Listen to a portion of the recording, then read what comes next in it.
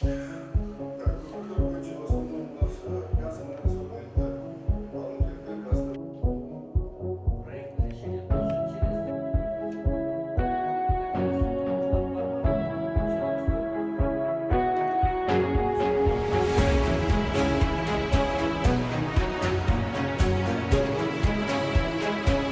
өзүңөр билесиңер, пожарныйлардын акыбалы аябай оор. Буларда пока относительный демалыш, но демалыштын айтышы дагы кыйыныраак, кандай болгондо дагы, начиная от техники, кончая личным обмундированием, полный развал, полнейший развал. Дальше такого развала просто быть не может, так? Шлангалары жоқ, перчаткалары жоқ, одеждалары жоқ, каскалары жоқ, машинелери на износе.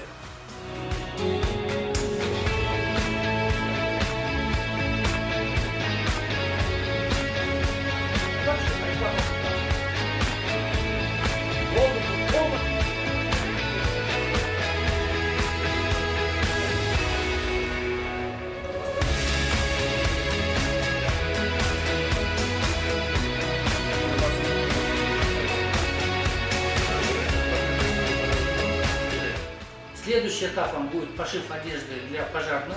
Это порядка, рассчитываем где-то мин комплектке чейин расчет кылабыз, эми акчанын жетишине и акчаны да тапканга аракет этебиз. Потом по каскам где-то ориентировочно от 500 до 1000 каскага чейин.